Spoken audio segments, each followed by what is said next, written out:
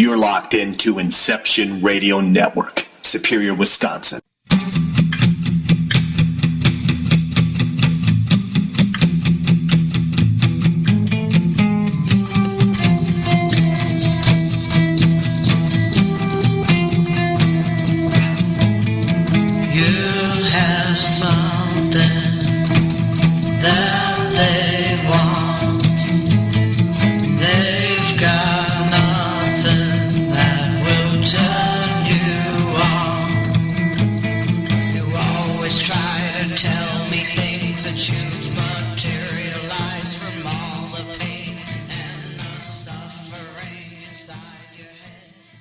Another episode of the Stench of Truth radio show, live here on the Inception Radio Network. I, of course, am your host, Ted Torbich, and I'm live here every Friday from 7 to 9 p.m. Eastern Time. We are anticipating a great show today, but before I introduce our guests, I want to do some normal introductory material for the benefit of people who are joining us for the first time. So we are here at InceptionRadioNetwork.com, and there are several ways that you can listen from the main page. You can use a pop-up player up in the upper right-hand corner of the main page. You can also use several different streams for your media player of choice, and you can also download apps for your smartphone, whether it be Android or iPhone. And you can listen via that way. You can also call a number and listen over the phone. And all of those are available from the main page at InceptionRadioNetwork.com. We also have a chat room, which I encourage everybody to come and join the chat room. I do not take phone calls during the course of my show, but if you want to interact with other people during the course of the show and post questions for either myself or any of the guests on the show, you can do so in the chat room. And if I have the opportunity during the course of the show, I will definitely get the question to the guest or answer it myself if it's for me. So definitely pop into the chat room. Just click the chat button up there at the top of the page, and you can join in the chat and the discussion as the show is going on, and I will monitor that as time goes on. Now, as for me, you can find me at my main portal, which is thestenchoftruth.com, thestenchoftruth.com. That's my main web portal run by my web mistress, Michelle, a.k.a. She was formerly known as Vocal Brush, but now is her artist name is Madison's Grove, and some of the bumper music that we played during the course of the show is provided by her, and a special shout out and thank you to her for running my website and doing all the work that she does to support this show, and as well as my video channel on YouTube. And, of course, from thestenchoftruth.com, you can get linked to my social networking sites such as Facebook and Twitter. I would also encourage you to like the Inception Radio Network page on Facebook. Also, you can ask to join the Stench of Truth Productions, which is a group on Facebook where I have all of my material is posted simultaneously with everywhere else. So if you're a Facebook kind of person, you can do it that way. And also Twitter as well. So, in any case, that will take care of that for me. If you want to be a friend, you can friend me on Facebook, and you can follow me on Twitter if you're of a mind to do so. You can also contact me via that site. If you have any ideas for guests for the show or anything that you want to add as far as criticisms or kudos, send me an email via thestenchoftruth.com. I'll be happy to receive them. And, of course, you can also contact me on Facebook as well. Now, that will take care of the promo material here. And let me just say that we're hopeful to have both Jim Mars and Peter Lavenda on the show today. But Peter Lavenda is not with us right at the moment. He is traveling, so he may be experiencing some connectivity problems wherever he is. But if he is able to come in at any point during the show, we will be bringing him in. But as of right now, we do have Jim Mars with us. Let me tell you a little bit about Jim Mars before we bring him on. First of all, you can find him at his webpage, which is jimmars.com. And, of course, Mars is spelled with 2 R's, jimmars.com. And from there, you can find all the books he's written, which is a great deal, and some very fascinating books as well, including the latest book, Our Occulted History, which we will be discussing with him, as well as the Terror Conspiracy, the $1 Trillion Conspiracy, Above Top Secret, The Rise of the Fourth Reich, Spies, Rule by Secrecy, Crossfire, which was the principal work that was used by Oliver Stone for the movie JFK, Alien Agenda, and let's see what else we got here. The Sisterhood of the Rose, and those books are there on jimmars.com, and of course I'm sure you can find them at any good bookstore as well, and including amazon.com. And there are several other things that you can access on jimmars.com as well. And of course, Jim has been around for a long time, and I've been waiting a long time to have him on my show, and I'm really happy to have him here. Hopefully, as I said, Peter will be able to join us during the course of the show, and we'll have the full lineup for you. But as of right now, we're not showing him available. So sorry about that, but let's get on with the show with Jim Mars. Thanks, Jim, for coming to the show today. I'm so happy to have you. Hey, Ted, it's my pleasure, and it certainly seems like deja vu here. It does, doesn't it? Yeah, the last time you had Peter on, and then I was trying to connect, and there was something that I think a storm had knocked out my phones or something, and we were just unable to connect. It was quite frustrating. It was indeed. But I'm really happy to have you here today. And I think what we'll do, Jim,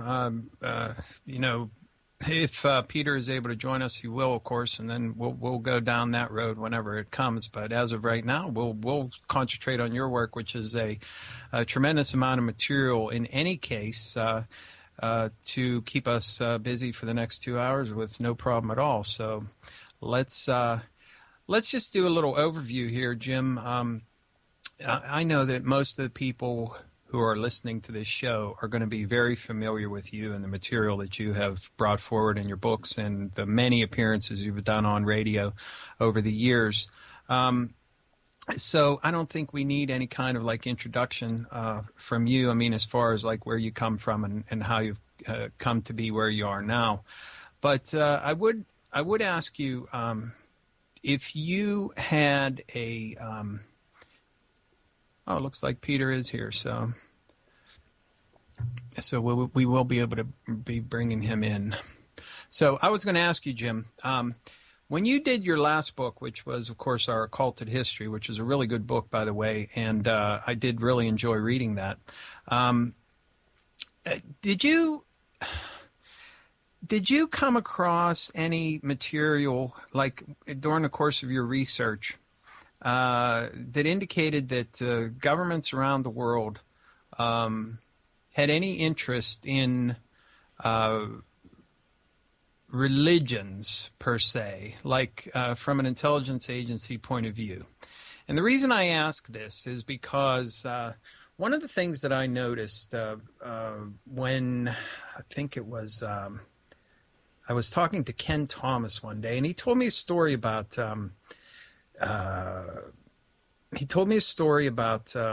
how when they found the Dead Sea Scrolls, one of them actually made its way. Maybe it was Nick Redfern. It might have been him instead, or maybe both of them had the story. But that somehow one of the Dead Sea Scrolls actually ended up in the hands of a CIA agent over in the Middle East. And it started to make me think that perhaps intelligence agencies might have some interest in religious origins, if for no other purpose than for the purpose of propaganda. And I wondered if you had ever come across anything like that in your research. Oh, absolutely. In fact, what I was somewhat surprised, not entirely, but somewhat surprised, was that religion combined with finances, appears to be the two oldest, most surefire control mechanisms to control the human race. Early on, we have legends and oral histories from virtually every primitive culture around the world, and I'm talking Africa, Australia, Europe, China, and they all tell us the same basic story, that gods from the sky came down and visited them with craft, and that some of these gods were able to destroy whole cities with just a single weapon. And obviously they're talking about something that's real and something that involved technology that was at least comparable, if not more advanced than our own today. And, of course, needless to say, a primitive person, people say living in a Stone Age civilization, could obviously be easily led to believe that these were gods. For example, but some of that is a recent phenomenon. For example, some of the oldest writings on the planet are the tablets that left us by the Sumerians, who occupied the area between the Tigris and Euphrates rivers over in what is now Iraq. And unlike the Egyptians and the Romans, which we know a lot about and we study in school, we actually can know more about these Sumerians, because the Egyptians and the Romans, they wrote everything down on paper and papyrus, and it got lost and destroyed and deteriorated and burned up in wars and everything else. The Sumerians used a stylus to write down their cuneiform on clay tablets, and then they baked them, turning them to stone.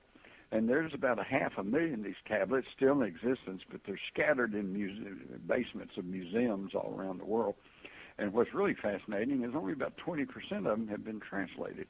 And they only began to be translated in the early to mid-1800s.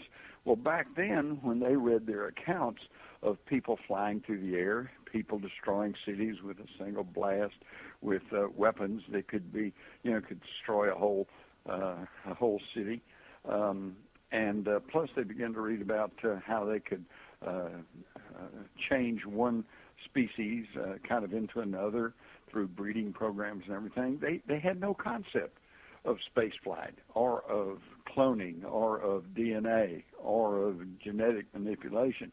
And as a result, you actually can read a lot of the material that can be found in these Sumerian tablets in the Encyclopedia Britannica, okay? But you can't look under history. You have to look under Sumerian mythology, because back in the 1800s, when they began to interpret and translate these tablets, it was so far outside of their scientific knowledge at that time, they just said, well, this is just a mythology, and they're just making up this stuff. They're gods. Well, but the problem is now there's a growing number of scholars who, in the wake of the moon landing and in vitro fertilization and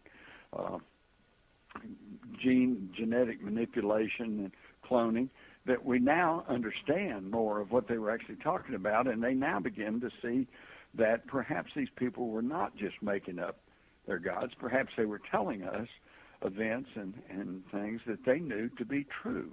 And this is a growing phenomenon, but of course conventional science, which doesn't want to move 1 inch off of what they feel like is, their gospel, they still are refusing to look at all of this. And yet it makes for a coherent story, and it makes everything fit. For example, in the tablets, they tell that they explain exactly how they produced a hybrid between the human race and a race that not particularly ours. They said they took the egg of a Earth primitive female, and they inseminated it with the sperm of a visitor male, the Anunnaki, as they called them. The Anunnaki simply means those who came down from the heavens and landed on the earth. And then they took the fertilized egg and put it in the womb of the Anunnaki female, who carried it to term, and then it was delivered through cesarean section, and it produced a living hybrid that they call the Adama, or the Atom. Atom, isn't that interesting? The first hybrid. And of course today we can do the same thing, but in the 1800s, early 1900s, when they were translating this, they didn't understand, what in the world they were talking about. And so this explains a lot. For example, all through my lifetime, the scientists have been searching for the missing link, that link between primitive man, Neanderthal, and modern man, Cro-Magnon. Well, I submit they're not ever going to find it because there is none. They simply took the Neanderthal and they tweaked his DNA, and they produced the Cro-Magnon of the modern man. And this is important to understand this because I've already had people saying, are you claiming that aliens created us? Well, no, not exactly. In fact, all they did was improve the breed, okay, just like we do with cattle and sheep and horses and dogs and cats, and they simply improved the breed. In fact, Ted, it's really fascinating that the ancient Sumerians according to their tablets, these Anunnaki, these people who were visiting here from somewhere else, had the same ethical arguments that we have today, in that they were claiming, now wait a minute, when it was proposed by their science officer that they tweak the Neanderthals and create a worker race, they said, well, it's not up to us to create people, or living things, and that's only the provision of God, which is really, really interesting because that means that even these visitors did not consider themselves God. They knew there was a universal creative power, a God, if you will, that they too were aware of. And they argued the same arguments that we hear today about cloning and genetic manipulation, but their science officers simply argued that, well, we're not creating anything, we're just improving the breed. And that's all in the world, apparently, that happened. But, of course, it was good for us because that was the genesis of the modern human race. Did the Anunnaki have Monsanto, Jim? Yeah, well, they certainly knew the secrets. In fact, according to the ancient texts, they are the ones who brought farming and lots of the plants and that we now use as consumable food. They brought it to the earth, and or at least designed some things while they're here, since they obviously had a knowledge of manipulation of genetic material. And again, that can actually kind of be substantiated because the Sumerian tablets carry an identical story of a great flood, just like the one that's reported in the Old Testament. In fact, the details are so similar and run so parallel that most authorities are willing to accept that the biblical story of Noah and the flood was simply a later recounting of the earlier accounts of the Sumerians. And in fact, there's only really two main differences in the accounts, even though the Sumerian account goes back several thousand years before the Bible was ever put down on paper. The two main differences being that in the Bible, of course, the person who was contacted by his God and told to build an ark and rescued everybody was named Noah. In the Sumerian, his name was Utnapishtim. But what a weird name and hard to pronounce, so I can see where Noah was a lot easier, And but what's that guy's name? Let's just call him Noah, eh? What do you say? Yeah, we just call him Hey You. But the second difference is really intriguing because as a youngster in Sunday school, I had a little problem with the story of Noah's Ark, because I'm thinking, now wait a minute, are you trying to tell me that the lions and the tigers are there on this little boat and they're bedding down with the gazelles and the zebras, their lunch? Wait a minute, how does that work?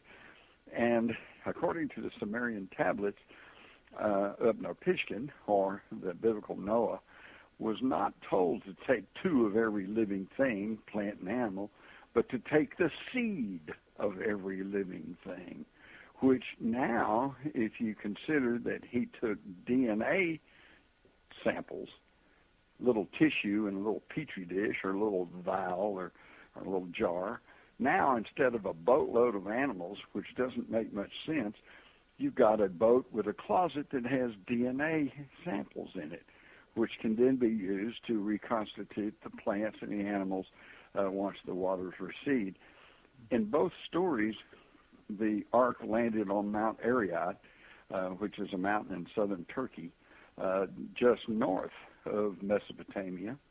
And according to the Sumerian accounts, when they came out of the Ark, the Anunnaki came down where they had been in orbit, riding out the great upheaval of the flood and the earthquakes that took place, and that they, again, helped them reconstitute the plant life, and therefore farming began again. And there's some evidence to support all this, because the scientists tell us that farming did not begin in the river valleys and the coastal plains where you'd think it would, with good fertile soil, and then move upwards into the higher altitudes, but instead began in the higher altitudes of the Caucasus Mountain region, or where Mount Ararat is located, and then moved downward to the more fertile ground. So this tends to support their story that the Anunnaki came and that the Ark came to rest on a high mountaintop, and that they then spread from the mountaintops down into the lower elevations. It's quite fascinating. Well, Peter has actually joined us here, so let's bring him into the discussion, Jim. So, Peter, are you there? I sure am. It's great. Wonderful. I'm glad to have both of you on the show together. It's going to be a fascinating discussion. Now, we had just been discussing with Jim about his latest book, Our Occulted History, where we're talking about origins of humanity and this sort of thing. And I know that you have come across a lot of this material in the course of your travels, Peter. Did you want to jump in and add anything to what Jim has already talked about? Well, I thought I had just logged into the Christian Broadcasting Network for a minute. I wasn't sure what was until I heard it not bestimmt, and I thought, maybe not. So, yeah, there's not much I could add at this point. I think Jim has pretty much said it all on that score. So, well, if I can jump in here, I got to make a caveat here, okay? But my new book is Our Occulted History. And what I need to explain is my use of the word occulted. And I'm sure Peter understands this, but maybe some of your listeners might not. You're not going to read anything about devil worship or zombies or witches or anything that we normally think of as the occult. I use the term in the astronomical sense, in that when the moon eclipses the sun, that's called an occultation, because the moon masks or hides the sun. So in this sense, occulted simply means our hidden history. And it's history and I say hidden because it's not just lost. It's not just hidden that we don't know about. It is hidden that certain forces and certain organizations have been quite active in trying to prevent the human crowd from learning about.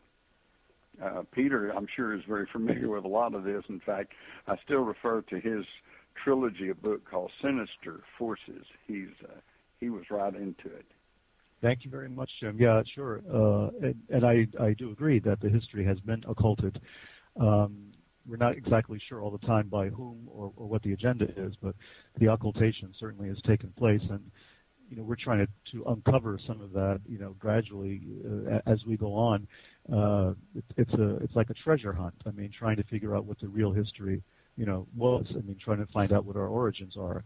We have to really start afresh, start anew. And this is something I've been writing about, something Jim's been writing about for decades. The idea that the history we're taught in school is not the real history. It's just a narrative. It's just a story that people have come up with that, handily tries to address some of the main issues and makes us all sleep better at night. But it's not necessarily what really went on. It's not really the story of what actually has happened, what's taken place over the last, not just over the last 50, 60, 70 years, but over the last, 7,000 years. I mean, we really don't know who we are. We don't know what our origins are.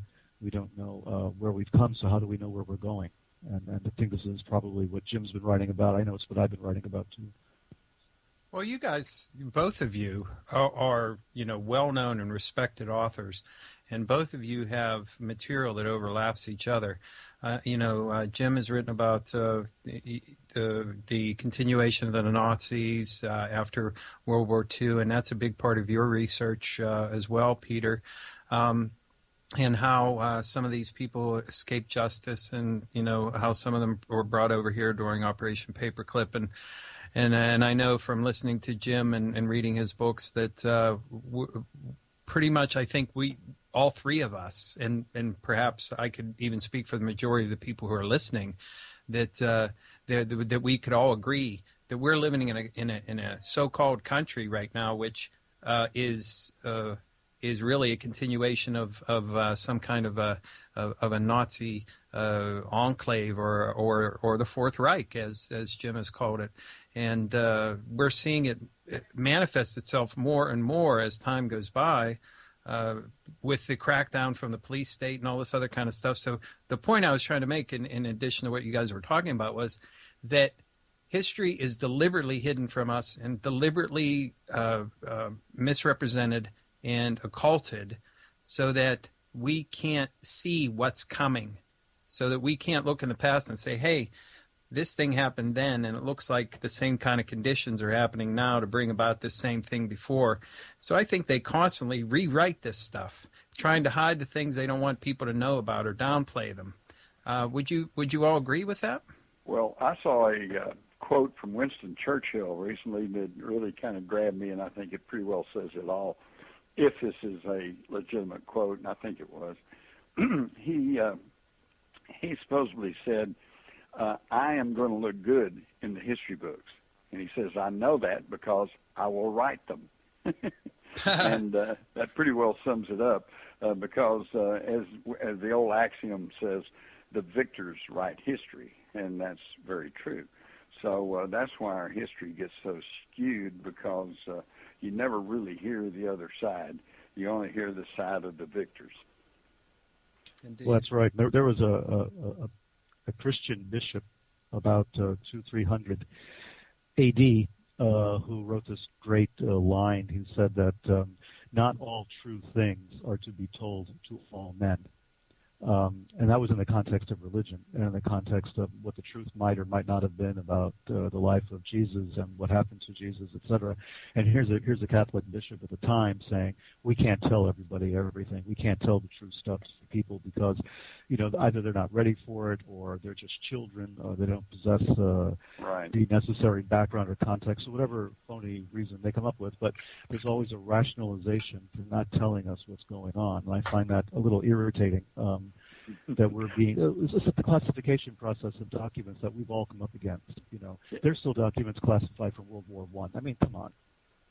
Exactly. Yeah, and I feel frustrated too, because in the New Testament, on more than one occasion, you find Jesus telling his disciples, or they ask him, they said, why is it that you just tell these parables, these little stories to the crowds, And he explained. He said, well, that's because as far as the crowd goes, that's just about all some of those people can understand. So I try to make my points in these little parables.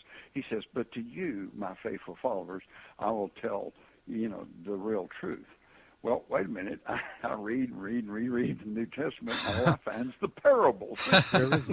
Yeah, right, exactly. Well, I mean, there are some truths, so those Gospels have been left out, right? So right. we've come across them at Nag Hammadi digs. We've come across them at Qumran. We've come across some of the truths, but they're not accepted. They're still classified.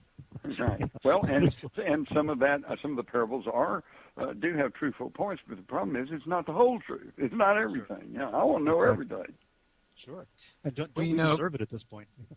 Yes, I absolutely agree. I think we do deserve to have a bit of truth, finally, for goodness sake.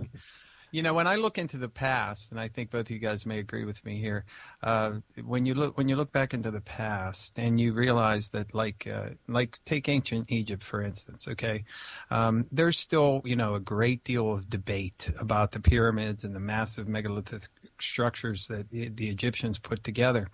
and even proposing some very outre ideas about it, like sonic levitation and things of this nature.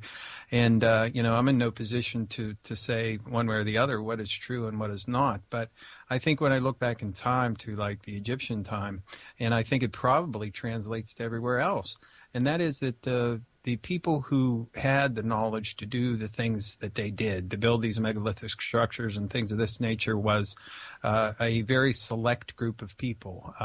Perhaps the priesthood of a particular religion in ancient Egypt, or a secret brotherhood or what have you. And it kind of seems to me that it comes down through time that when you have these religious organizations, when you have these brotherhoods, if you will, that really have the knowledge that is necessary to bring and to bring forth knowledge and to build and to do all of these great things, that it's kept secret on purpose, so that the common rabble can never have access to it. And there's always going to be a need for that priesthood or that class of people, because they're the only ones that have the knowledge. And this was the very beginning of the initiatic system that we have within brotherhoods like Freemasonry and things like that. Would either of you care to comment on that? Well, knowledge is power. And whoever has the knowledge has the power. And they're usually loath to give up that power.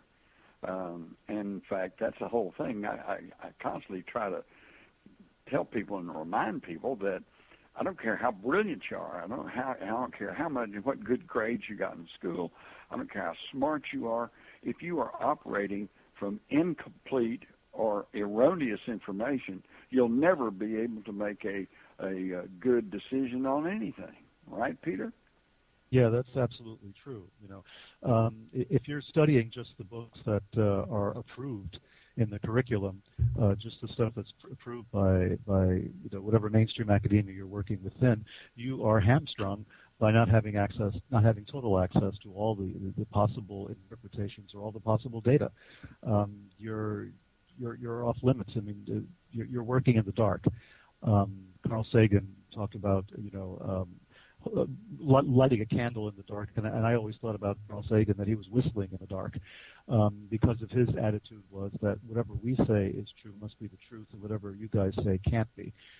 Science has created its own kind of a priesthood, as both of you have been talking about, a kind of priesthood of knowledge, and it is off limits to the rest of us. It's not just because it's couched in language of mathematics or something else. There's data that's missing.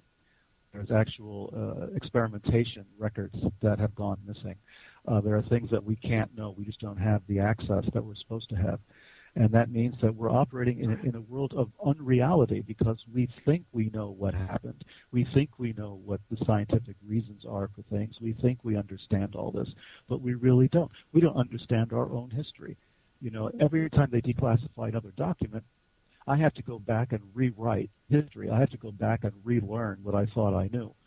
Every time a new document hits, or every time there's a Snowden, or a Bradley Manning out there, every time there's more stuff that comes to light, you have to stop and say, oh, wait a minute. Okay, I thought this was the truth, and now I realize it's not. Well, what does that mean for everything else? What are the implications for this knowledge? So we all thought we knew what happened in World War II. We grew up with those stories. Our parents told us what happened in World War II, and we saw all those black and white movies on television, and we saw all the newsreels that were put out by the victors, by the people who won that conflict, so we thought we knew. And in the case of World War II, and Jim's written about it, I've written about it, we know that story is not the truth. And if we don't even know what happened in the last 50, 60 years, how can we know anything else? How can we be assured that we're operating in the real world? What's the real world? What really happened?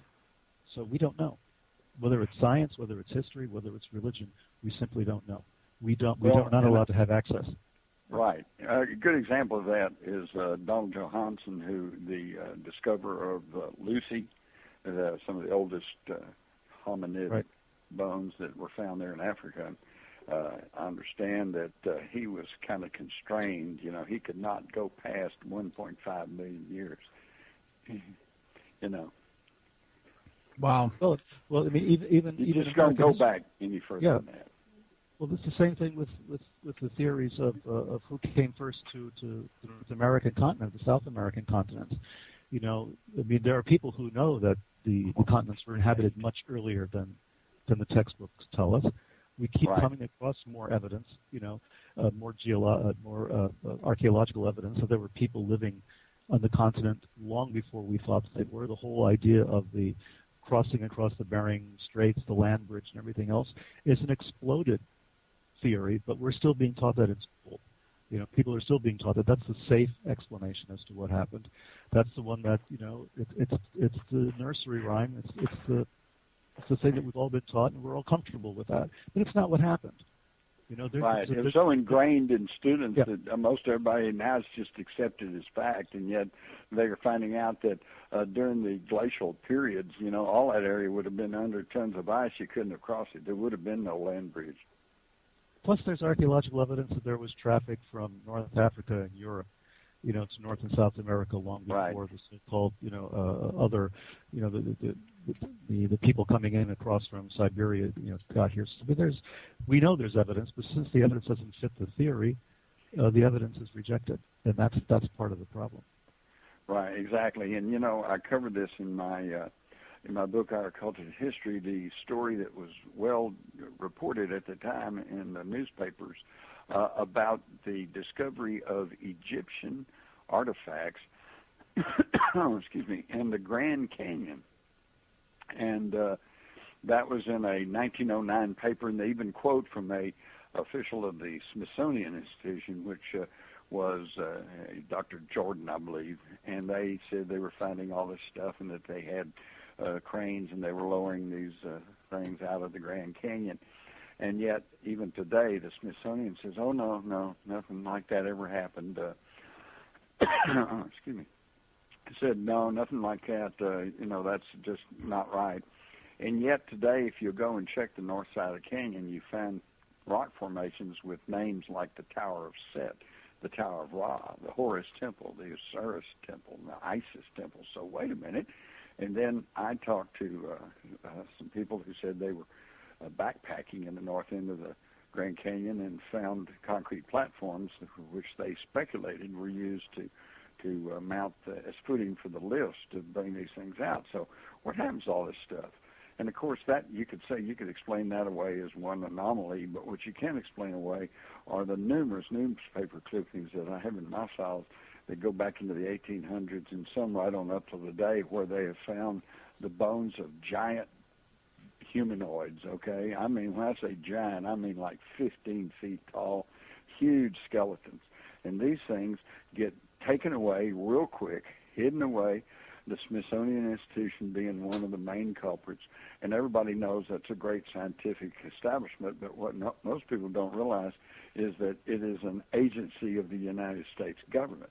So we have a corollary here to Area 51, which according to a lot of rumors and stories and whistleblowers is where they have housed UFOs and possible aliens. And, of course, we don't know that because you can't get in there. Same thing here. We have all these so-called anomalies that they found all around the world, elongated skulls, giant humans, certain archaeological artifacts, and yet all of that seems to disappear. It goes away, and then we're told it doesn't exist. You know, how are we ever supposed to progress as a race when we have no idea of where we came from?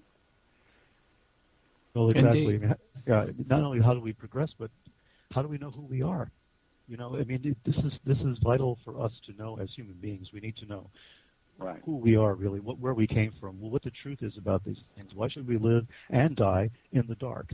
You know, who's this benefiting?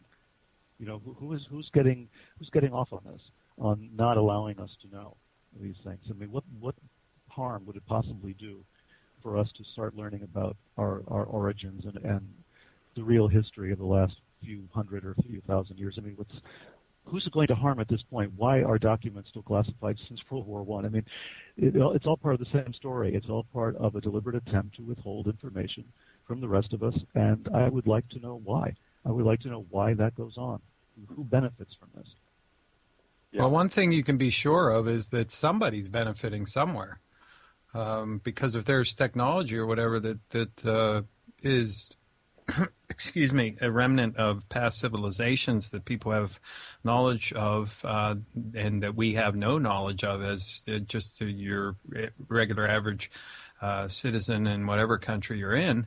Obviously, there's a lot of material that is kept hidden. I know for a fact that both of you guys are very very knowledgeable of and have spoken of in the past about the secret space program that may be going on with the United States and probably other countries as well, not to mention what might be left over from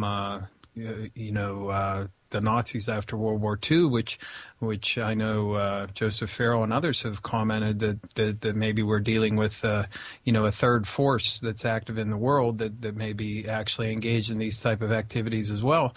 And this is all going on, day to day, week to week, month to month, right around us all the time, and we have no knowledge of exactly what's going on, and people making decisions on our behalf and things of this nature.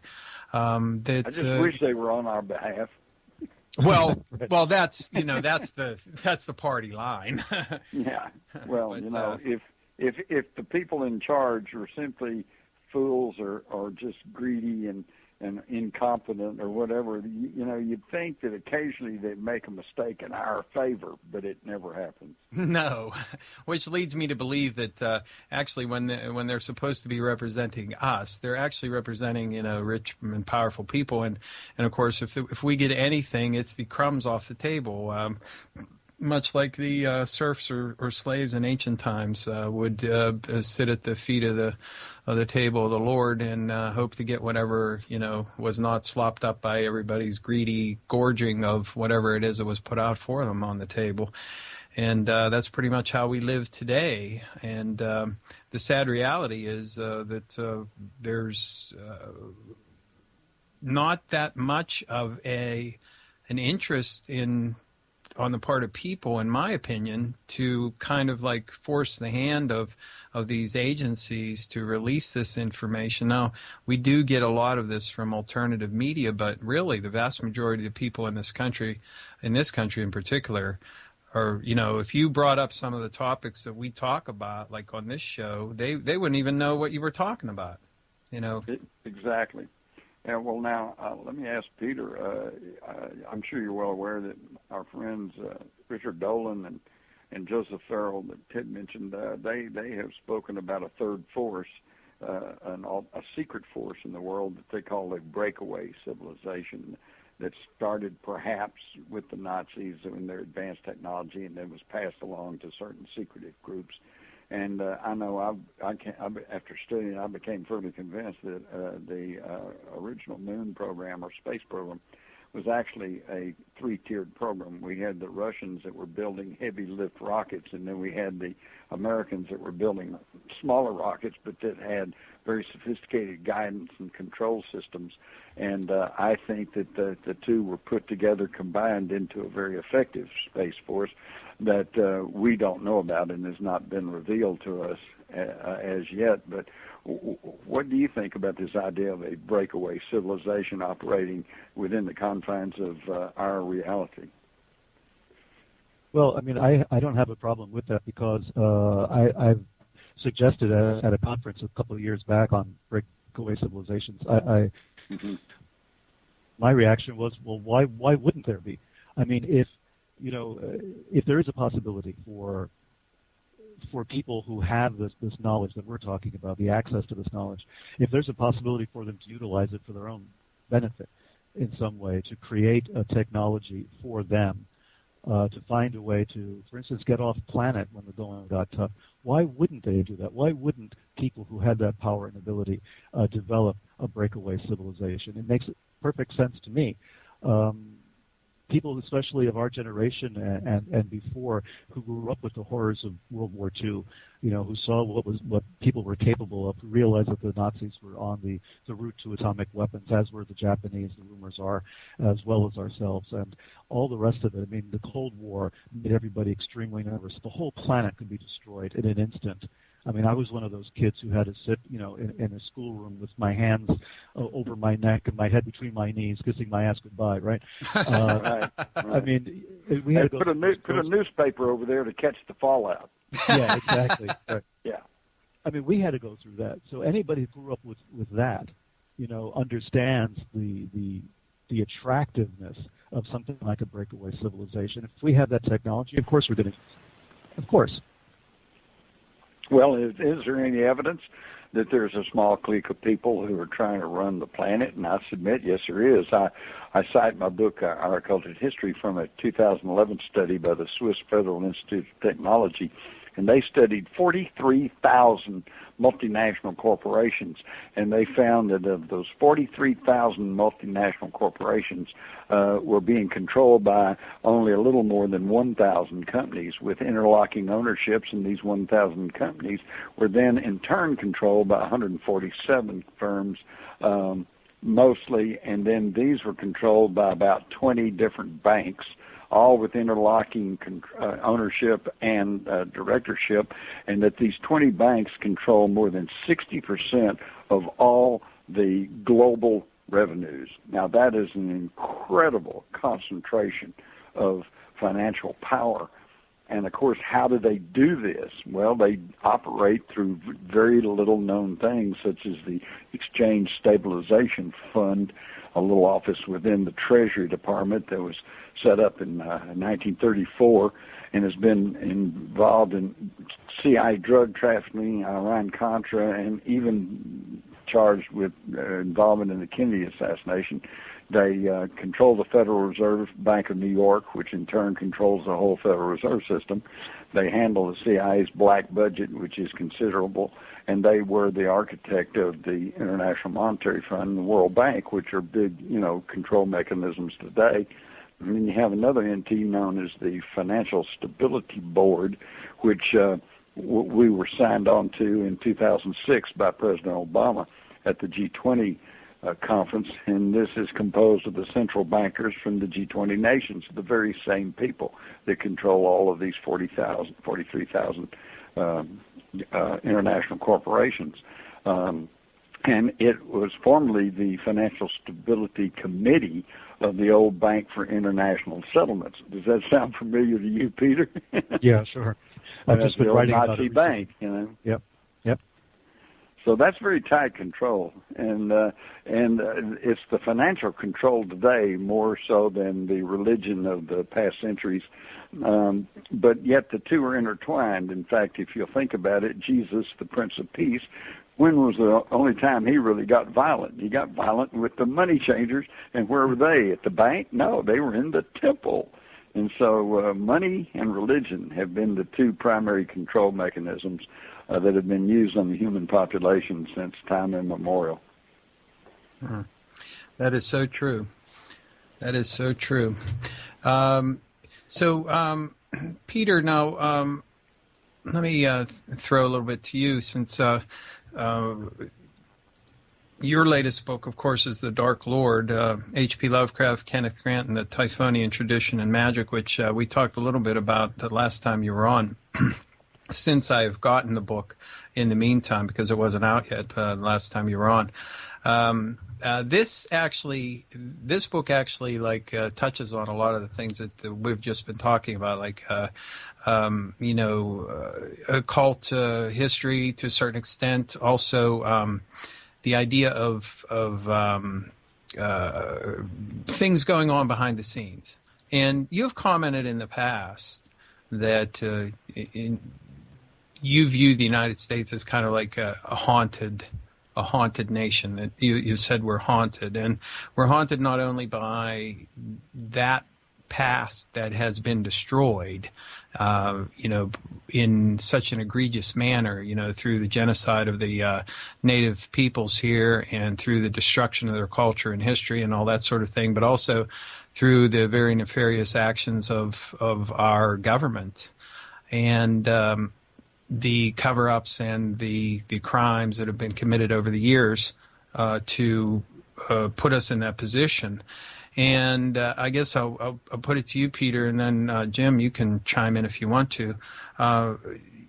when we look at the situation that we have today, and we actually take into account some of the things that we've been talking about here, how we've been under various different control systems, and how we've been managed and manipulated, much like sheep. And I hate to use that term, because it's kind of cliched, but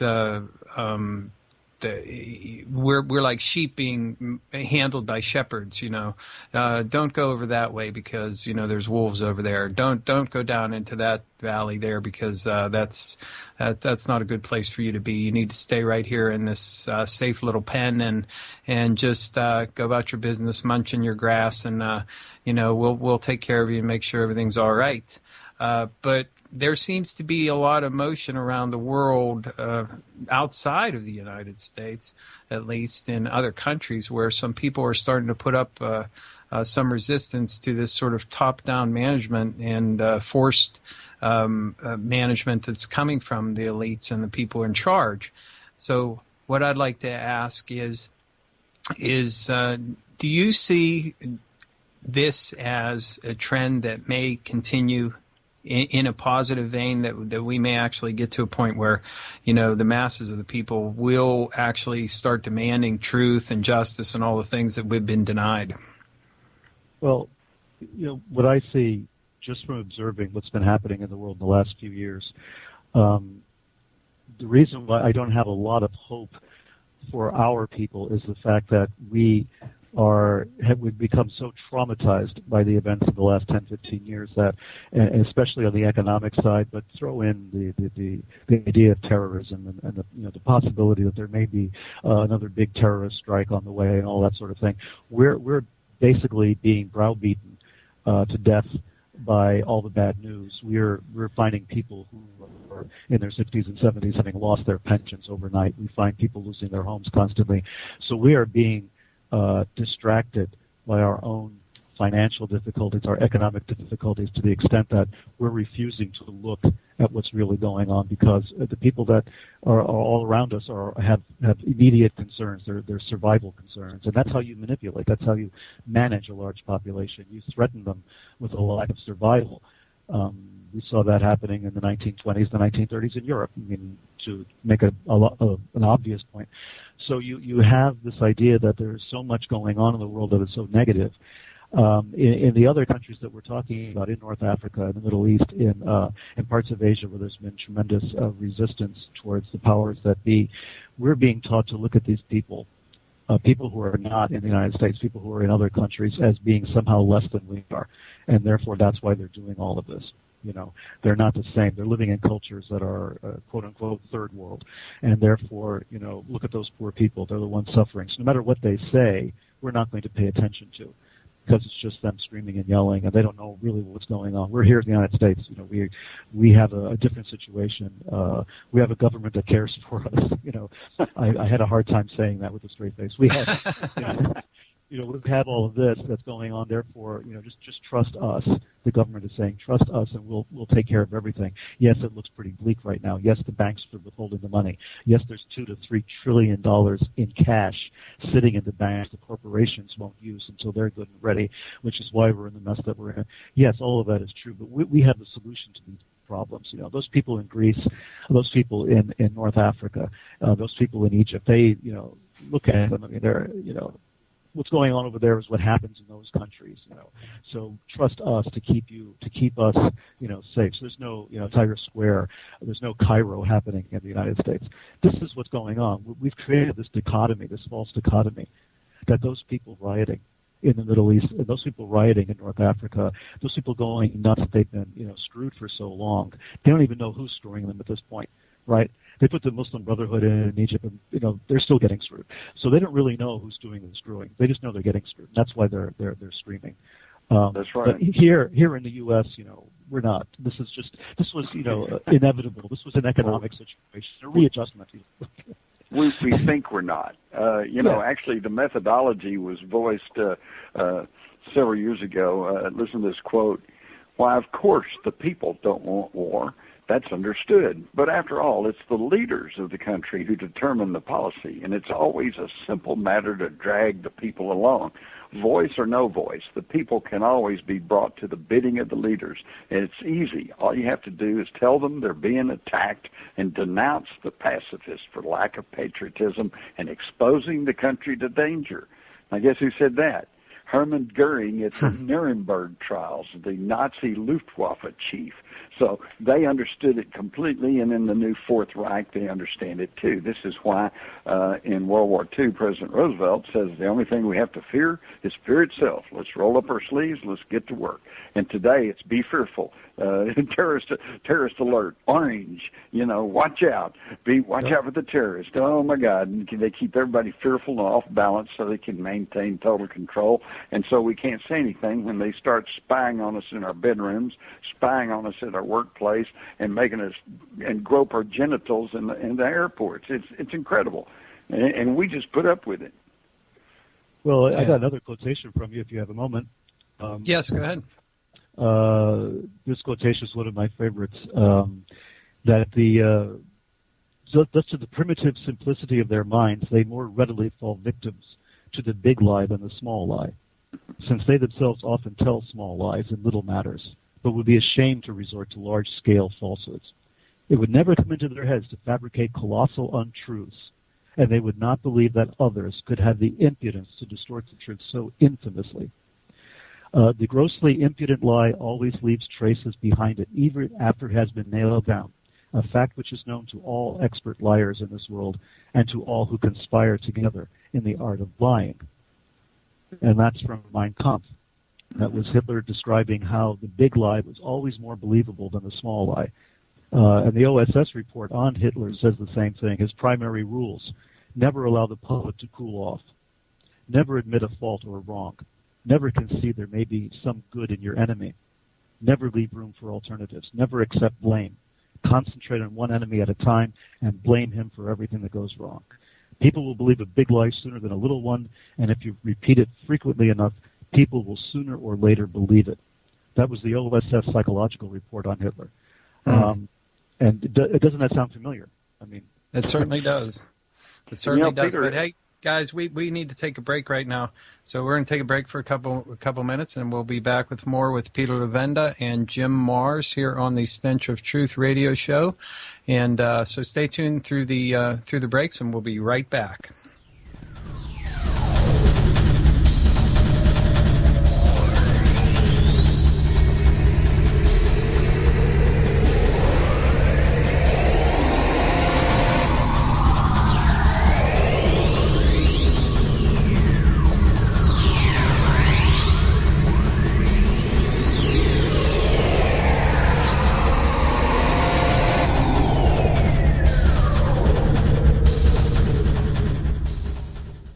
Are you a fan of Inception Radio Network?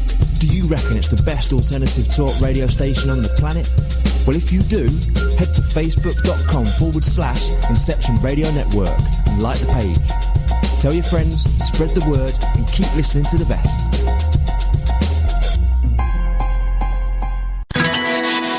Don't have a computer?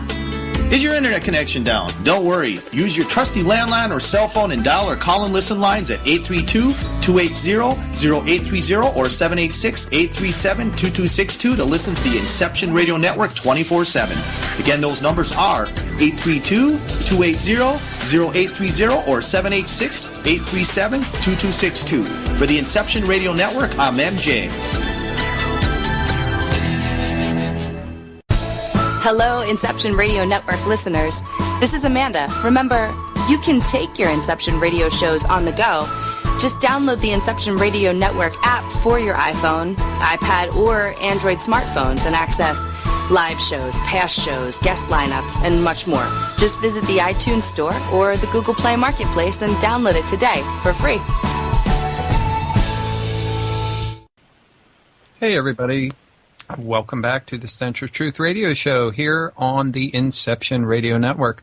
I, of course, am your host, Ted Torbich, and I have as my guests this evening the esteemed Jim Mars and the equally esteemed Peter Lavenda, both historians, scholars, and authors who have brought us a wealth of material on a vast array of subjects.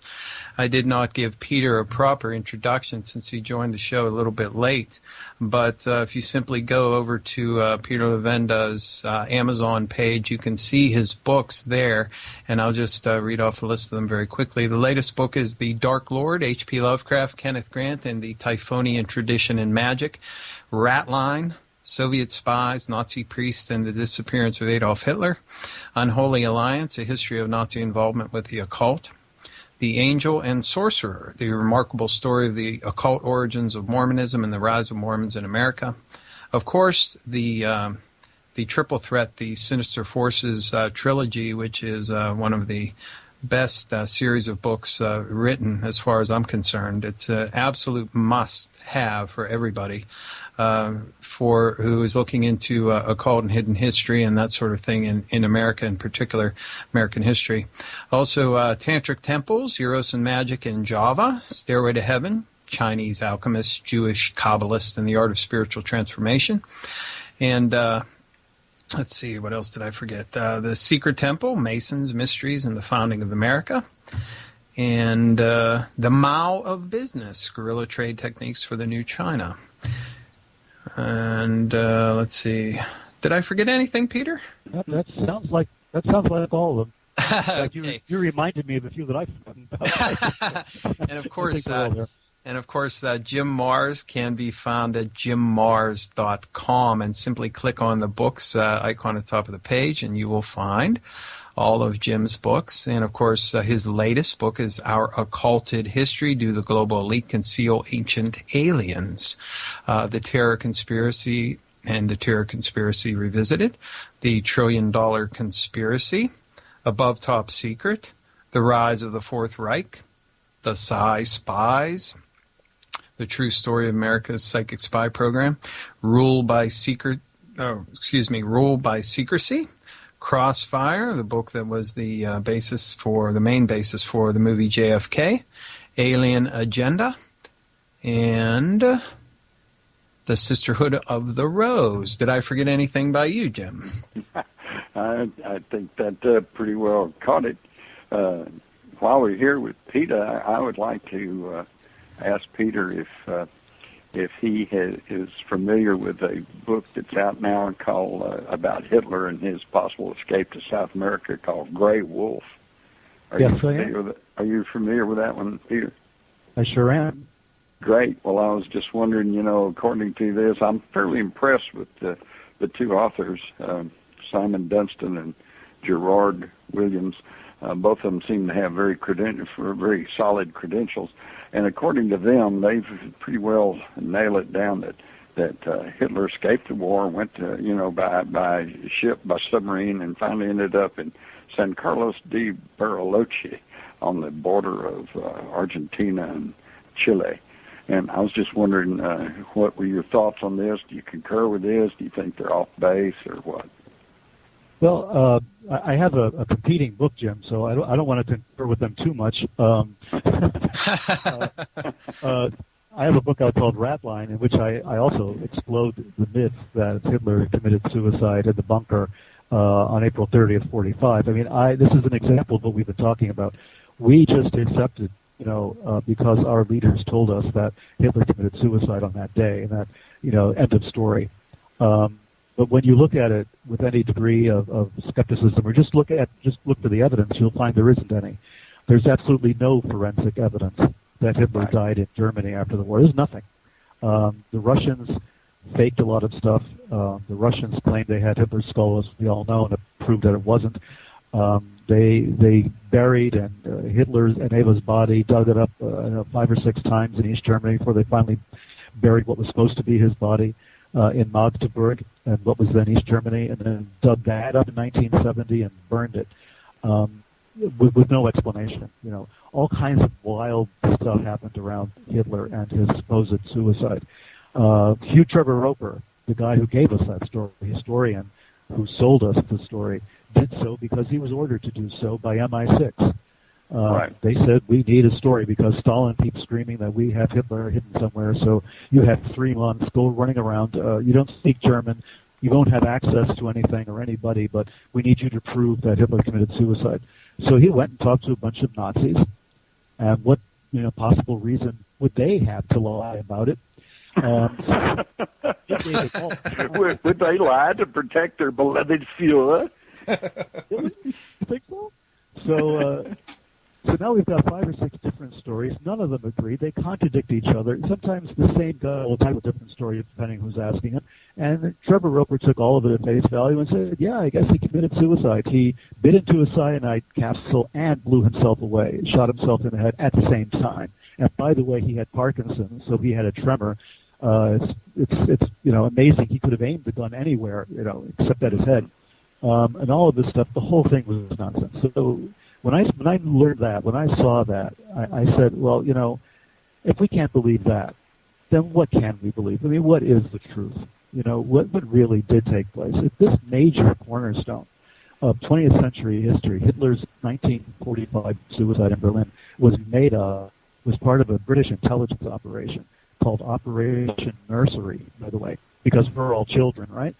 So they come up with this story, this fairy tale. They give it to us. We believe it, except that not everybody believed it. Eisenhower didn't believe it. J. Edgar Hoover didn't believe it. He maintained a file on Hitler well into the 1960s. CIA maintained a file. I mean, they were keeping record of Hitler sightings, mostly in South America. So I don't think the guys are totally off base. I think there's a lot of evidence, obviously, that I believe at this point that there's good evidence he did not commit suicide, that he survived the war, that he and Eva Braun both survived the war. Yes. We have to remember that nobody knew Eva Braun existed until after the war. She was one of the best kept secrets of the Reich. So if you've got an old guy and this young blonde, and they're, maybe the old guy has shaved off his mustache and he has a blanket over his shoulders and he's in a wheelchair being pushed by this blonde nurse, no one's going to think this is Adolf Hitler, right? Exactly. Take away the mustache and what have you got? I mean, he suddenly becomes unrecognizable. Let me tell you a very interesting story here. This will add to your background knowledge.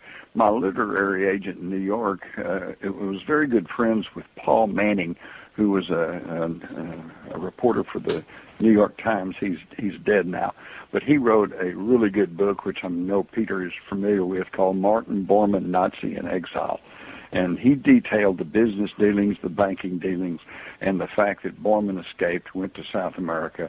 That seems to be almost beyond question, despite the belated skeleton that they claim they found in Germany. But he actually, according to my agent, who talked with Paul Manning, he said Manning actually at one point, and I think this was probably in the maybe the early 70s or late 60s, was actually invited and went to Argentina to have a sit-down meeting with Martin Bormann, because apparently Bormann was actually kind of proud of the international Nazi organization that he had put together at the end of World War II, and that was still functioning and is probably still functioning to a certain extent today.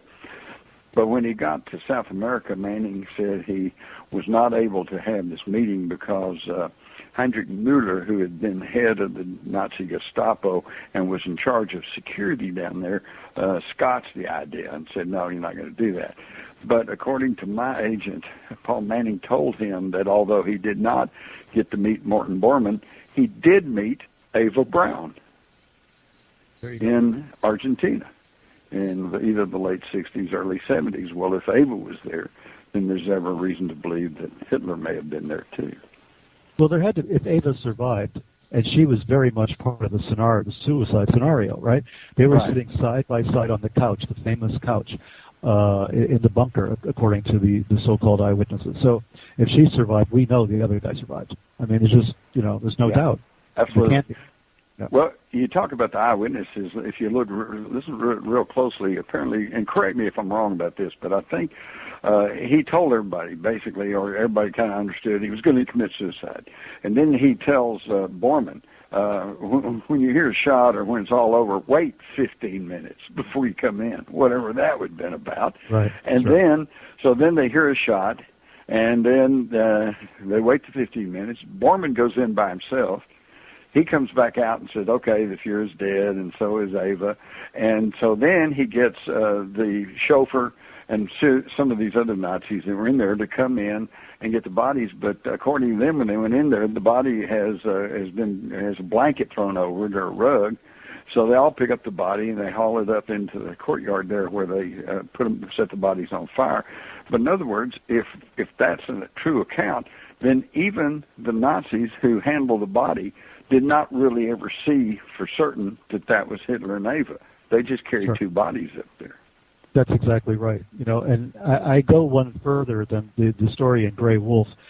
Just from the point of view of practicality, we know in July 44 there was a famous assassination plot against Hitler. He couldn't trust his own generals anymore. Right. He couldn't trust Himmler. Himmler was trying to cut a side deal. Goering was trying to cut a side deal. Goering was making himself the new Fuhrer, by fiat, basically.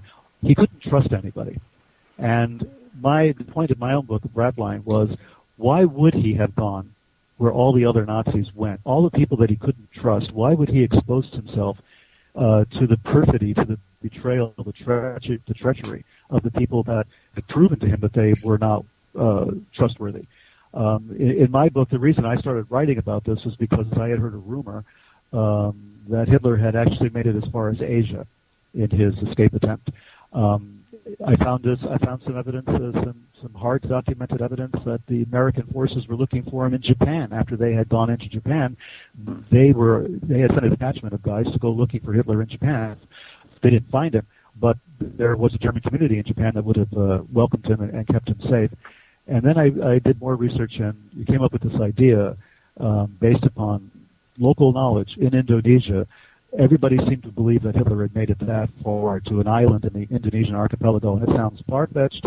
It sounds totally bizarre and totally beyond the realm of possibility, which is why I kind of liked it. So I started paying attention.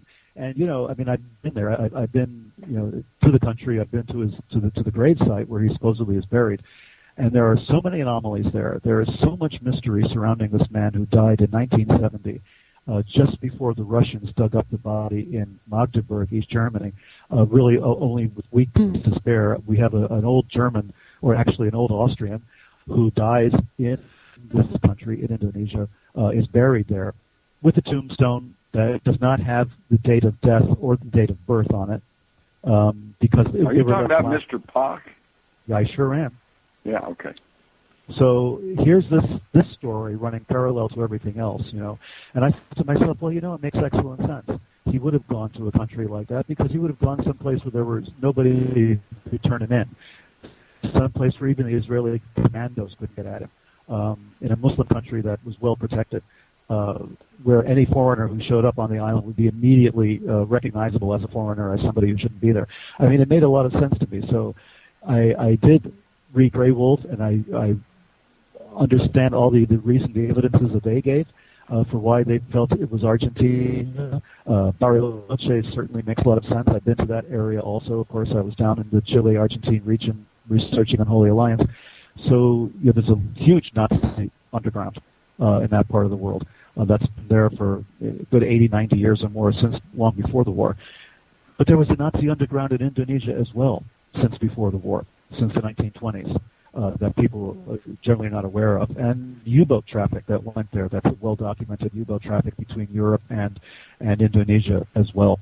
Plus the whole idea of the gold. This is another whole story. It was the Black Eagle Trust and the Black Eagle gold that wound up in Southeast Asia too. So speaking of hidden histories, there's just a lot of gold that's been buried after World War II, which if it ever hit the market would send the price of gold dropping like a stone. But that's another topic for maybe another couple of hours of discussion. So I'm really glad to have both of you on here to pick your brains.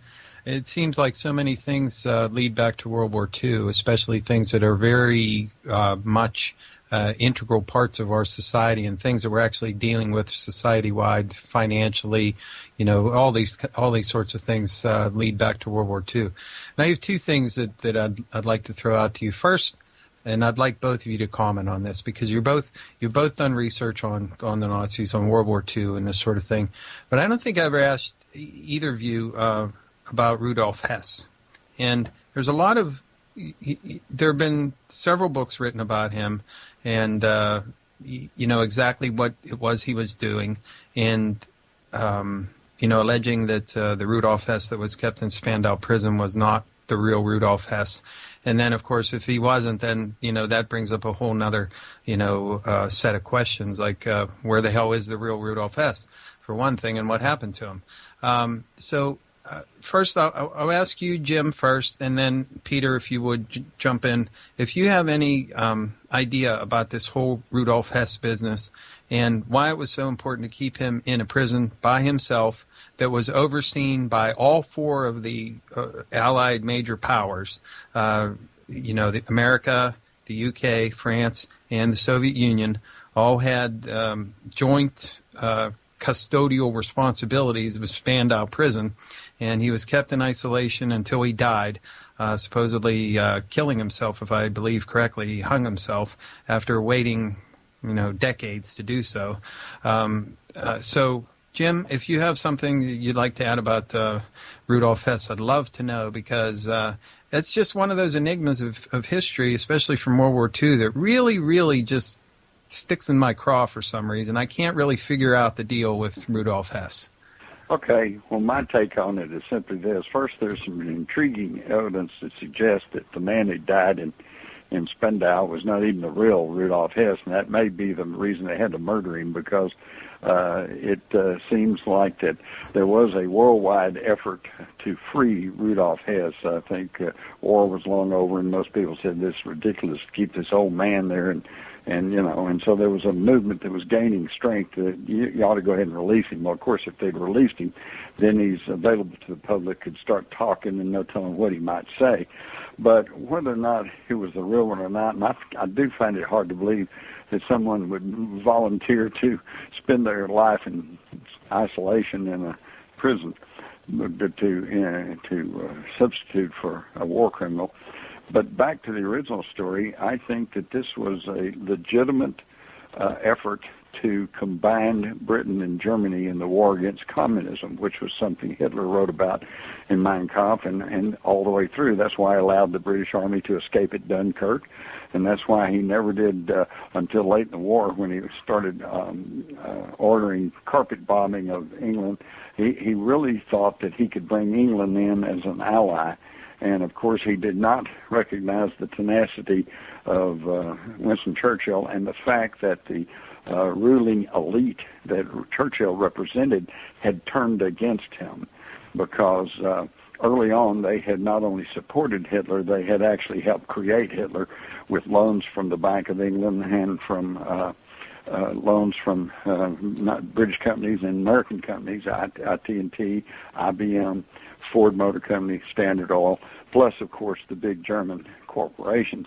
And I think he believed that he had kind of a green light to go ahead with his plans for expansion, and didn't realize until too late that they'd turned against him. And as a result, the flight of Hess was, I think, a condoned operation. Willie Messerschmitt actually built the Messerschmitt 110 especially for Hess. They gave him training of how to fly the thing, and the whole idea was he was to fly to England and land at the home of a British aristocrat, one of the members of the royal family, and they were going to reach an agreement as to a end to the war, a ceasefire. And then they would conclude a peace agreement between Germany and Britain, and then they could both turn to face Russia, which Hitler always said was going to be the prime enemy. But the thing just got botched. He even though he'd been trained on this ME-110, he kind of lost his way, and then he couldn't find the house of the aristocrat, and then he ran out of gas, and he was forced to parachute out, and he broke his ankle when he came down, and a British farmer with a pitchfork went up and captured him and turned him over to the Home Guard. Well, now what was going to be a big secret operation was now blown wide open, and everyone had to disavow him. Churchill, of course, said, well, we've caught this guy. He's just nuts. And then because the aristocrats didn't want their complicity known, and then Hitler, of course, he had to disavow it, say, well, he just went nuts. And that's why it just seems to be an oddity of history, but it's actually not. It was a plot to bring England in on the war along with Germany. And by the way, a few years ago, it surfaced that, and was in the mainstream news, that there was a note from the Queen Mother at that time who said essentially that she was okay with a Nazi occupation of England if they would guarantee that the monarchy stayed intact. And, of course, you have to know your history and realize that the Windsors, who were the Mountbattens, who were before that the Battenbergs, and that they're all of German descent, so they were all cousins anyway. Right, Peter? Well, wasn't that nice of them to say that they were perfectly fine with that Nazi takeover as long as they could stay in power? And that was really keen of them to do that, wasn't it? Yeah. What does that tell you, right? What does that tell you about the concern and the care that our leaders have for us? Right. As long as they stay in power, we're okay with it. And what does that tell you about the fact that they're all, they interbreed and they intermarry, and they're all of the same bloodlines anyway? Well, there you go. I mean, one thing just to add to what you were saying is just go back and look at the Nuremberg trial, where Hess, is on trial, and he wants to make a final statement, which everybody was allowed to do. Everybody was allowed to make their statement at the very end. Hess starts talking about he wants to reveal what really was going on. And then they interrupt him, they tell him to sit down, and they close it. They don't allow him to keep talking. Mm-hmm. I mean, he starts to talk. There's maybe a paragraph where he starts to get wound up and starts to say, look, I'm going to tell you what really was going on here since the beginning. And they immediately close him down. He's not allowed to say what he wants to say. And I'm reading this thing, and I'm saying, why did you stop him? Here he was going to tell you something perhaps of vital importance, at least for posterity, and you shut him up. You don't allow him to speak. And you go look at the final speeches of everybody else. They go on for pages of self-justification, And then here's Hess starting it, and they don't let him talk. Here's the one guy that we need to know what happened, because of the flight, because of all of this. And we're not allowed to know. We are not allowed to hear it. It reminds me, Jim, if you remember back during the Warren Commission, when Ruth Paine is starting to talk, right? They're interviewing Ruth Paine, the famous Ruth Paine who had Oswald and Marina Oswald in her home. She's starting to talk. Alan Dulles is part of the group that's listening to her as she starts to talk about her involvement with Oswald and a trip that she was planning to make to Philadelphia that year. Dulles cuts her off and starts changing the subject.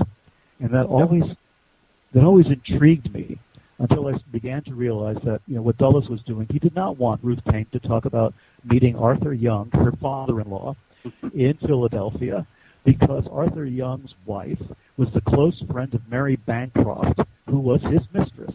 And that would have opened up a whole can of worms in the first place.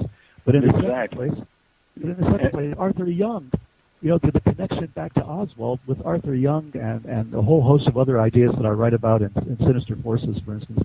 I mean, it would have been huge. So he cuts her off, just like they cut off Hess. So even you're in a public forum and you're giving testimony, you're not allowed to give some testimony. That's right. I mean, well, when you're in control of the investigation, you turn it the way you want to turn it. Another classic example was the railroad dispatcher Lee Bowers, who was in the tower behind the grassy knoll. And when in his testimony to the Warren Commission, he said he saw two men back behind that fence at the time of the assassination. And he says, and something caught my eye, and I'm not real, he starts to try to describe what it was, and immediately they interject and say, well, was there a lot of policemen coming back in there? And they just totally distract him, And then, but when he was finally interviewed a couple of years later, and they said, well, what was it caught your eye? He said, well, a flash or a puff of smoke. Very, very solid evidence that there was a shot from the grassy knoll. Right, exactly. So even though we have these so-called government agencies doing the investigation in a public way, or printed anyway in a public way, or whatever it is, we can't even trust that. No, you can't. So where do we start, Jim? Where do we start with this? You have to surf the internet, okay? Because the upside of the internet is that anybody and everybody has access to the internet. But now, of course, the downside is that everybody and anybody has access to the internet. We all know that, right? So, unfortunately, the internet is fantastic for having a wide breadth of information, but you have to have some discernment. And unfortunately, I don't see much of that around today. No, I'm with you there. Yeah, it's sad. I guess we're all in agreement that things have not reached a point where people are really starting to be so concerned that they're actually going to, do something, whether it be, public activism or anything to really try to force the hand of the powers that be on a very wide scale at this point. As you said earlier, Peter, we've been conditioned to believe that people in other countries are somehow, they're not quite right because, they're not American. They don't have that American spirit. We've all been beat into our heads so many times that the idea of American exceptionalism, that anybody doing anything around the world other than in America doesn't really matter. So a lot of people can walk down the street and think that, what's going on in Egypt with people being killed there and the conflict going on between the Muslim Brotherhood and the military there really doesn't impact anybody. But, of course, it does, because everything that's going on everywhere is interconnected with everything that's happening everywhere else. What's going on here in America is, intricately entwined with what's going on in Egypt, what's going on in Syria, what's going on in other countries in the Middle East and in Asia and in Russia, with Snowden and all this other stuff that's going on. It's all intricately connected, and I think that everybody needs to, come to an understanding about that. But, of course, that's not going to happen anytime soon, because we don't have a media anymore. We don't have anybody that actually speaks for us in the mainstream. We don't have anybody that's looking out for us. We don't have anybody that's really trying to get to the bottom of things, except for researchers like yourselves and radio shows like this, where we can have alternative voices on that try to put these pieces together. And I think it's that goes back to what you said, Jim, that we do have access to the internet, and unfortunately that is also our downfall as well, because as much as you may be able to find good information to support research that you're trying to do, you also find a giant heap of crap as well, which you have to sift through before you're able to make a determination as to what's fact and what's fiction, unfortunately. And so just to round out this whole discussion, going back to the Nazis in World War II, there's also this notion that after the war was over, and I'd like both of you to comment on this as well, after the war was over, that the Nazis sort of disbanded themselves and sort of some of them went to South America, some of them went to other places. Perhaps, as you've noted, Peter, Hitler himself getting out, possibly ending up in Southeast Asia, with some stopovers along the way as well. This was all orchestrated. That what we had after World War II was orchestrated so that the Nazis could infiltrate both the West and the East by way of Russia in particular. And of course, we had the formation of the CIA, which basically incorporated the entire Nazi Eastern European spy force into it, and basically became an extension of Nazi secret intelligence agencies from the war.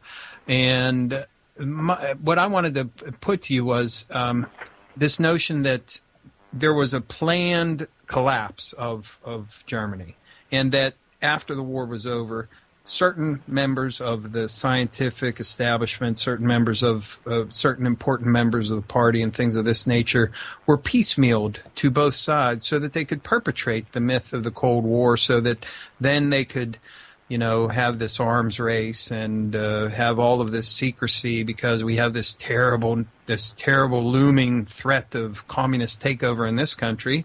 And of course, the same kind of, propaganda, only in reverse in Russia, of course. And that this was designed essentially to provide a cover for a continuation of the sort of things that was going on in Germany under the Nazis, perhaps in another area, perhaps within the auspices of these two, Cold War superpowers. And I just wanted to get your take on that particular aspect of it, if you agree with me as to that point, or if you have something you want to add, or if you disagree, please feel free to say so. How about you, Peter, first? Well, that was a rather long statement. I'm trying to parse it and come out with my response. It's yes. I mean, basically, it boils down to this, Peter, and that is that when they saw the end was coming, do you believe that the Nazis actually orchestrated their collapse, and they said, well, why don't we send some to Russia, some to the West, because we see that they're starting to already have some, tension between the two of them, that maybe we may be able to use that. Well, yeah, I believe that they were that cynical. I don't think there's any doubt about that. Whether they actually initiated the collapse themselves or they just saw the collapse coming is sort of immaterial. But the actual end result was you had Nazis working on both sides of that conflict, and they stayed in communication with each other. This is something that people don't realize, was that the Russian scientists, for instance, let's talk about paperclip as an example. The paperclip scientists in the United States were actually in communication with the Nazi scientists that the Russians had captured behind the Iron Curtain. They were in communication with each other. The security that we had with the paperclip scientists, where they were located in Texas and in places around the world, around the country rather, these guys were not under any kind of heavy security. They were allowed to leave their military bases. They were allowed to go into town to mail letters, to receive mail back. They were in constant contact with their brothers on the other side of the curtain. So there was an underground that was effective and operating throughout the 1940s, 50s, 60s. You had the Nazis, as you mentioned, the Galen organization, which was basically a function of the CIA. These guys were not working for us. They were working for themselves. They were in contact with the spies that the Russians had captured, were trying to use against us. They were in contact with each other. They were cooperating with each other since the very beginning. There was no defeat as far as they were concerned. Their ideology was not defeated. They may have been defeated in war, but they just shifted the conflict to other areas. They shifted it to South America. They shifted it to the Middle East. They were still fighting the same enemies with the collusion, by the way, since Jim had talked about corporations and religion, with the collusion of the Vatican, of the Catholic Church, that had thrown its support wholeheartedly behind rescuing as many of these guys as possible because they were anti-communist fighters. And plus they had access to huge amounts of treasure, a lot of gold, which helped to pay their way and make the betrayal all the more sweet. So what happened was we, in the United States, we signed a pact with the devil after World War II. We bartered our soul to these guys. We brought over scientists that should have been executed at Nuremberg. We worked with spies that should have been executed at Nuremberg. We worked with all these people because we were, quote unquote, afraid of the Soviet Union. And the Soviet Union was doing the same thing. So both sides were just as equally heinous in cooperating with these butchers, with these fanatical butchers, as we were. We're both equally at fault with this. We were cooperating in it. South America, the whole political situation in South America post-war was a reflection of the fact that we brought all those Nazis over into the continent, supporting the local dictatorships with money and with ideology. And we did the same thing in the Middle East. So many SS officers brought into Egypt by Alan Dulles, by the way, who later became DCI at the CIA. Here's a guy that, knew where all the bodies were buried, literally, and he's helping these people who should have been in prison at least. He's helping set them up in Egypt, where they were then spying on Israel. I mean, the whole thing was just a mess, an absolute mess. Anyway, that's my take. How about you, Jim? Well, a couple of things. First off, he's absolutely right. You have to understand what Nazi means anyway. Nazi is an acronym for the German for National Socialism. They go Socialism with a Z, so it's National Socialism, and that's N-A-Z-I. It's an acronym, and it's National Socialism. And you have to understand that because the same financial capitalist of the West that funded Hitler also had funded the communists and created communism in Russia. Okay? And then in August of 1944, after they had turned against Hitler and the D-Day landings were successful and the Allies had broken out at St. Lo, France, and so everyone knew that it was now, they weren't going to be able to push the Allies back into the English Channel, that it was just a matter of time before it was all over with.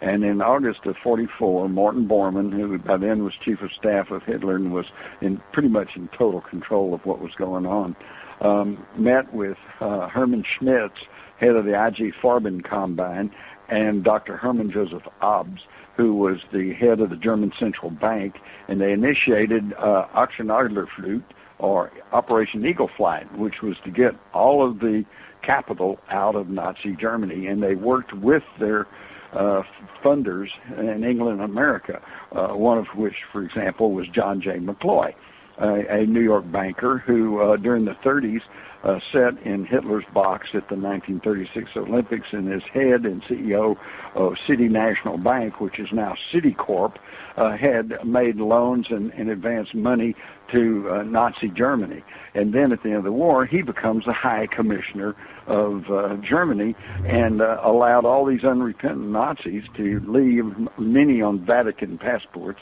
And when they got to the United States, his protege, Allen Dulles, who Peter has mentioned, had become head of the CIA and whitewashed their backgrounds and bringing them in. Well, now, why would they do this? All right, I submit to you it's because they swapped us their nuclear technology for immunity. On May the 14th, 1945, just a few days after the war had ended, the German U-boat 234 had gone through several hazardous Allied positions with no interference, and then finally surfaced and surrendered to the USS Sutton on May the 14th, 1945. They transferred from the submarine two disassembled Messerschmitt 262 jet fighters, the first jet fighters of the world, 10 gold-lined cylinders of uranium, approximately 560 kilograms of enriched uranium. They try to argue and say, well, it wasn't enriched, it was just plain old uranium, but then why would you need a gold-lined cylinder? And most importantly, Dr. Heinz Schlichte, who had developed some infrared proximity fuses, which was the very thing we were needing to set off an atomic bomb. Ours were not fast enough, our fuses. In fact, in early 1945, President Roosevelt had been informed that the centrifuge method we were using to enrich uranium was a slow process, and they did not have enough weapons-grade uranium except for one atomic bomb. And, of course, they had to test it. So let's follow the timeline. On May the 14th, 45, the U-234 is taken into captivity, and they get 560 kilograms of uranium plus Dr. Schlichte's infrared fuses. A couple of days later, they set off the first atomic bomb test at Alamogordo, New Mexico, and that very day, once they know, hey, it works, then the USS Indianapolis departs that very day from San Francisco for Tinian. On July the 26th, it arrives at Tinian, and of course we know there that they assembled the first atomic bomb. And on August the 6th, just a few days later, the Enola Gay drops the first atomic bomb on Hiroshima, and about a week later on Nagasaki. Where did they get the uranium for those two uranium bombs? And I submit to you, from Nazi Germany. They swapped us their nuclear technology for immunity. And why didn't the Nazis use it themselves? Well, the answer actually is kind of simple. They did have the atomic bomb. In fact, I have a copy of the Luftwaffe study in 1942 of the atomic blast radius on the island of Manhattan, okay? But the problem was they didn't have a reliable delivery system. They were working on a 3-stage rocket, the A-10, that they had dubbed the New York rocket, but it really wasn't quite finished, and they didn't have a reliable guidance system for it. The V-1s, V-2s that they dropped over London, believe it or not, their guidance system was they loaded it with just enough fuel that they calculated it would take them over London, and then it ran out of fuel and it dropped like a bomb. That was their guidance system. Okay, they did have some 6-engine bombers that they developed and at a base in Norway, which they held on to the very last minute, although there was no strategic necessity for that, but they hadn't finished the base, and the crews there were saying that they were there in preparation for a New York mission. So apparently the Nazis had the bomb. They seriously considered dropping it, but they didn't have a reliable delivery system. And besides that, by mid-spring, by late April or so, 1945, it's obvious the war is over. And the Russians are pouring in from the east, and Allies pouring in from the west. And I think that they knew that if they had dropped an atom bomb on Paris or New York or London, that the Allies would have left no stone unturned in Germany. They would have just turned the whole place into a wasteland. And nobody wanted that. They wanted to continue Germany as a viable member of the world economy. So they swapped us their nuclear technology for immunity. So before we end the show, I wanted to give each of you an opportunity to tell everybody who's listening what kind of projects that you're working on right now and what we can expect out of you out of the future. Jim, if you'd like to go first. Well, I am waiting here with bated breath for the issuance of my new updated and expanded version of Crossfire, The Plot to Kill Kennedy, which, of course, was my book on the Kennedy assassination. It's due out in about another month or so. It will be out before the 50th anniversary on November the 22nd, probably late September, hopefully early October. And I think you're going to find everything you need to know about the Kennedy assassination in that book. And the bottom line is that the Kennedy assassinations appear so controversial because it's not really, but it appears so because of the wide gulf between government pronouncements, most of which are unsubstantiated or even contradicted by their own investigation, and the people who have actually studied the case. Unfortunately, in the words of John J. McCloy again, who goes from being a supporter of Hitler to the High Commissioner of Germany after the war to becoming a member of the Warren Commission, one of its most influential members. And during the Warren Commission investigation, he was quoted as saying, "It was of paramount importance to show the world that America is not a banana republic where a government can be changed by conspiracy." Well, sorry, John, we are a banana republic, and you can see the evidence in my new book, Crossfire, The Plot to Kill Kennedy. We really are a banana republic. It's a sad reality, but we've become that which we used to, use the term, deplorably for certain small countries in South and Central America. Most usually were given that epithet of being a banana republic because they grew bananas. We're a banana republic now. We really are. We're probably one of the biggest banana republics in the world right now, unfortunately, which is sad to say, but there you have it. Peter, what about you? Well, damn, I was going to write the same thing that Jim is talking about. Now I got to change my next book. Oh, see? See? I knew it. Actually, Peter, it's all there. There's still plenty of details to write about. Well, I was just joking, Jim, but, well, maybe not. Maybe I wasn't joking. But, yeah, I am actually working on something else right now. I'm right in the middle of it. The book Ratline, which talks about the escape routes into Southeast Asia for the very first time, mentioning, the Nazi presence in Southeast Asia before and during and after the war. I came into contact with a lot more information since the book came out, specifically relating to Tibet and the involvement of Nazis in Tibet, both pre, post, and post-war. There's a whole story there that has yet to be told. So I'm working heavily on that subject as well as the location of Nazi gold after the war, where that wound up, and I've come into contact with a lot of information concerning that as well. So I've been scouring Southeast Asia, talking to people, doing interviews, and coming up with some, I think, pretty interesting information as to what was going on with all of that. People have written about gold. The Japanese, of course, buried gold all over Southeast Asia.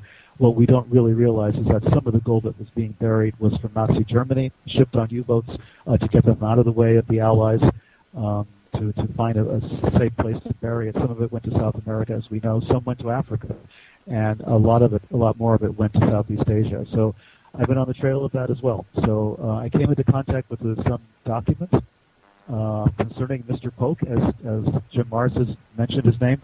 A lot of the documents, the papers that he owned, that were in his possession at the time he died, which opens a window onto more deeply into the Nazi underground in Asia. So it's some interesting stuff, and I'm hoping to put that together for a book that will probably come out in the spring.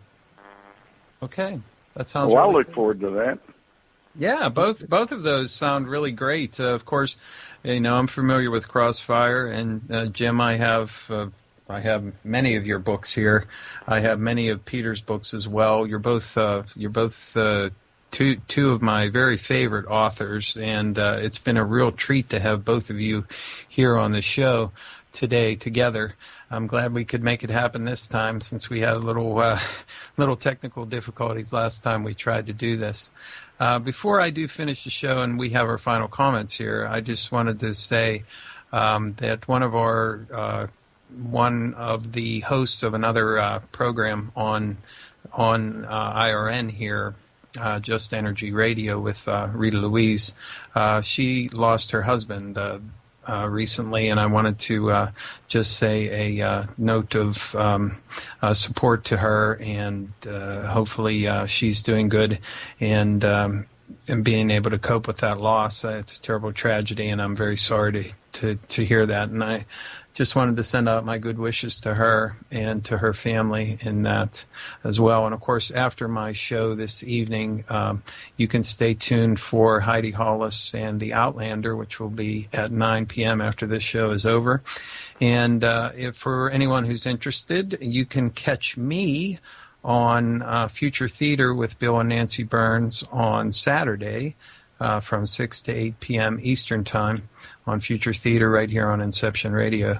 So those are things that are coming up for me, and a little bit of well wishes for Rita Louise as well. And also just to round this out, I would like to give each of you an opportunity to chime in with something that you think would be a good message to leave with people at the end of the show today, because obviously we talk about some rather dark things and some hidden history and nefarious actions that have been going on throughout history. Jim, when we started the show, you were talking about how in the Sumerian tablets we had this genetic engineering happening in the ancient past, which may have resulted in the formation of modern humanity, or at least had a part in it.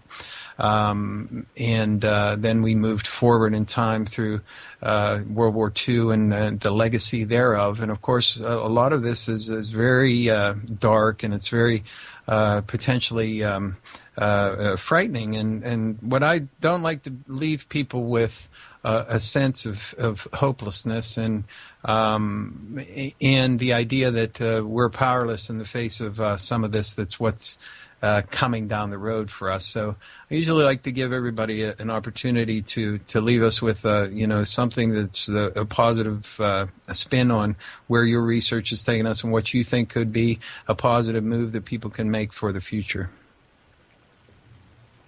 You going to start with me, or? Yeah, go ahead, Jim. Oh, okay.